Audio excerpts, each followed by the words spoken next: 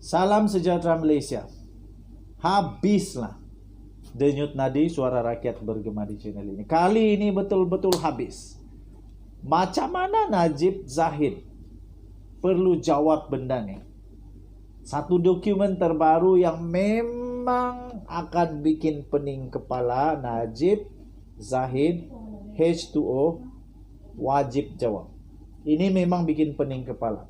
Belum pun selesai kes Najib Razak, belum pun selesai kes Zahid Hamidi, malah Najib Razak akan bakal dipenjara pada pertengahan bulan ini kalau dia salah di Mahkamah Persekutuan. Muncul lagi satu lagi penyelewengan wang berjumlah 890 juta ringgit Malaysia.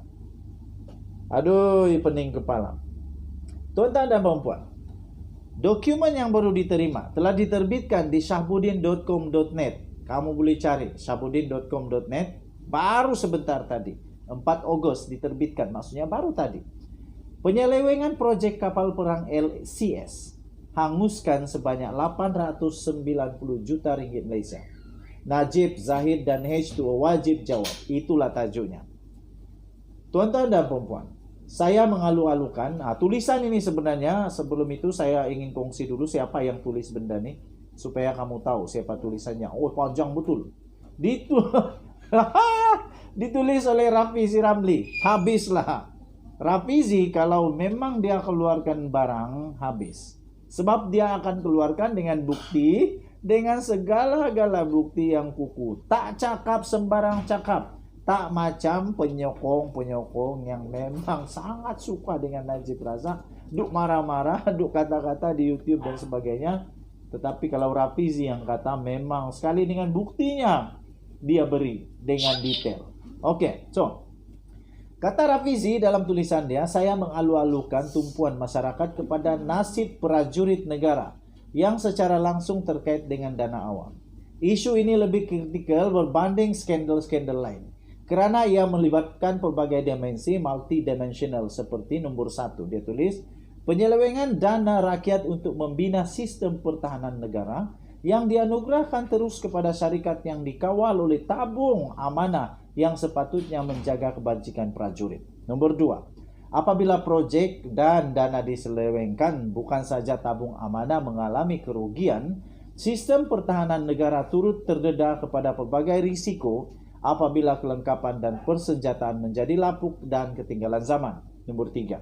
Mangsa seterusnya ialah prajurit yang terus dipinggirkan dan tidak terbela. Sedangkan jika berbilion ringgit yang diselewengkan melalui perolehan projek-projek pertahanan ini tidak berlaku, wang itu boleh digunakan untuk memberi allowance dan pension yang lebih baik kepada prajurit. Hari ini, pengerusi jawatan kuasa kira-kira awam atau PAC yang berhormat Wong Kah Wok mengeluarkan kenyataan mengenai dapatan-dapatan PAC yang meneliti pengendalian projek Littoral Combat Ship ataupun LCS yang telah berlakukan sejak tahun 2011 yang lalu lagi. Untuk makluman semua orang ramai, projek yang dianugerahkan secara terus pada tahun 2011 ini telah menelan belanja sebanyak 6 bilion setakat tahun 2020, tetapi satu kapal perang pun belum disiapkan. Mengikut jadual kontrak, sepatutnya 5 kapal perang telah disiapkan dan diserahkan kepada Tentera Laut Diraja Malaysia TLDM untuk beroperasi. Sebenarnya saya telah mengumpul maklumat dan mengkaji skandal ini sejak beberapa bulan yang lalu atas kapasiti saya sebagai orang awam. Tulis Rafizi Ramli. Berikut adalah maklumat penting yang perlu diketahui oleh orang awam. Nah, inilah yang Rafizi berikan satu demi satu detail bukti. Pada 16 Disember 2011, Kementerian Pertahanan telah mengeluarkan surat lantikan Letter of Award atau dikenali sebagai LOA kepada Boasted Naval Shipyard Sdn Bhd BNS untuk membina dan membekalkan 6 second generation petrol vessel ataupun SGPV Littoral Combat Ship LCS dengan jumlah kontrak sebanyak 9 bilion. Menteri Pertahanan pada ketika itu yang bertanggungjawab menguruskan projek ini ialah Datuk Seri Ahmad Zahid Hamidi, Presiden UMNO sekarang. Habis.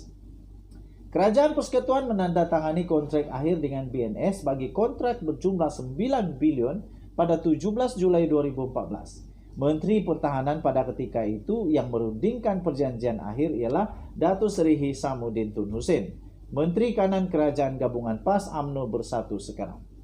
Perdana Menteri pada ketika LOA dan kontrak projek ini diselesaikan tidak lain dan tidak bukan adalah Datuk Seri Najib Tun Razak.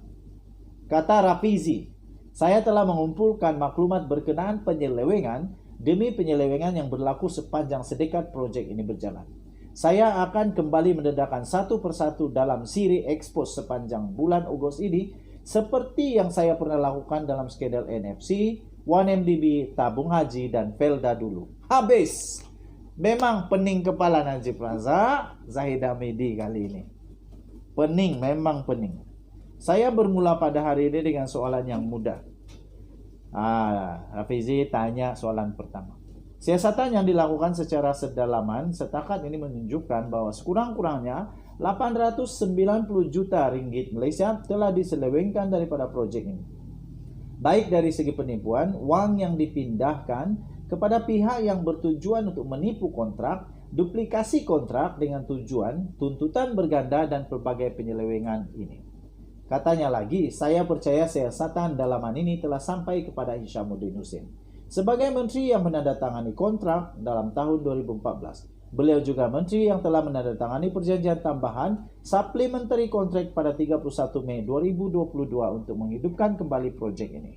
Sebagai Menteri Pertahanan yang paling lama menguruskan proyek ini, beliau sudah tentu tahu tentang segala laporan dalaman mengenai penyelewengan proyek ini. Kenapa sehingga sekarang beliau tidak mengambil tindakan untuk menangani penemuan penyelewengan berjumlah 890 juta ringgit Malaysia ini kerana tidak ada satu kes pun yang dibawa pada pihak-pihak yang dinamakan terlibat di dalam penyelewengan tersebut? Soalannya. Skandal ini bakal memerangkap UMNO menjelang PRU15 kerana ini akan membuktikan bagaimana UMNO menuduh Pakatan Harapan menjual aset negara sedangkan di bawah pentadbiran UMNO, nombor 1, Rafizi Ramli menulis, persenjataan dan pertahanan negara terbengkalai sehingga ketinggalan berbanding jiran kita seperti Indonesia. Nomor 2, nasib prajurit yang kebanyakannya Melayu diabaikan apabila dana yang sepatutnya dimanfaatkan oleh mereka hangus akibat penyelewengan. Saya akan terus mendedahkan maklumat terperinci penyelewengan ini satu demi satu sehinggalah Zahid Hamidi, Hisamuddin Hussein dan Najib Razak bersuara untuk menjawab. Skandal kapal perang terbengkalai ini berlaku di bawah pengawasan dan pengurusan mereka. Wajiblah mereka tampil menjelaskan kepada rakyat. Ditulis oleh Rafizi Ramli, Timbalan Presiden Keadilan bertarikh 4 Ogos 2022. Tulisan ini bukan saya yang kata, tetapi tulisan ini ditulis 100% oleh Rafizi Ramli, orang yang telah bertanggung jawab mengeluarkan skandal 1MDB sehingga Najib Razak di dalam kes SRC International Sdn Bhd dipenjarakan 12 tahun dan dikenakan denda 210 juta ringgit. Adakah dengan penyelewengan baru ini yang didakwa penyelewengan oleh Rafizi ini akan membuatkan ketiga-tiga mereka pula dalam bahaya yang amat besar? Denyut nadi suara rakyat bergema di channel ini. Untuk mendapatkan berita yang lengkap, kamu boleh layari safudin.com.net bertarikh hari ini 4 Ogos 2022 dengan tajuk penyelewengan proyek kapal perang LCS hanguskan RM890 juta. Najib, Zahid dan H2O wajib jawab. Kita jumpa lagi. Bye-bye.